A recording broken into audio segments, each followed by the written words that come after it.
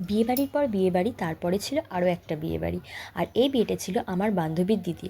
ও তো আমাকে প্রথম থেকে আগে আসতে বলেছে, বাট আমি লেট ছিলাম, কিন্তু আমার টাইমিংটা একদম ঠিক ছিল। এই যে আমার বান্ধবী, ওকে আমি বলছিলাম এবার তুইও বিয়েটা সেরে নে।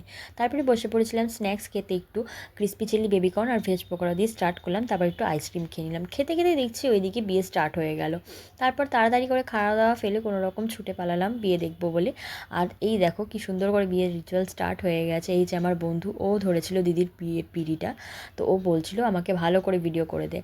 আমার বিয়ের রিচুয়ালস আর এদের বিয়ের রিচুয়ালস কিছুটা আলাদা ছিল, তাই জন্য আমি সেগুলো মন দিয়ে দেখছিলাম। খুব আড্ডা ইয়ার্কি মারছিলাম আমরা, খুব মজা হচ্ছিলো আমাদের। এই যে দেখো রিচুয়ালসগুলো একের পর এক করছিল ওরা।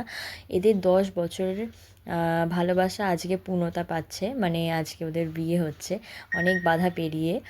তো যাই হোক, তারপরেই আমরা 3 বন্ধু বান্ধবী মিলে বসে পড়েছিলাম খাওয়ার টেবিলে। এখানে তো আমরা একের পর এক খাবার দাবার নিয়ে নিচ্ছিলাম। এই যে দেখো, আমি নিয়েছিলাম মাছ, যেহেতু আমি চিকেন খাই না। এই যে যেটা ছিল চিকেন বিরিয়ানি, আর আমার পাতে ছিল আলু বিরিয়ানি। তারপর ডিম সিদ্ধটা পড়েছিল, জাস্ট পড়েই ছিল, এটা সঙ্গে সঙ্গে আমার প্লেট থেকে হাওয়া হয়ে গেছিলো। তারপর এক এক করে এই যে প্লেট থেকে চুরি হয়ে গেল। দেখা হচ্ছে পরে ভিডিওতে।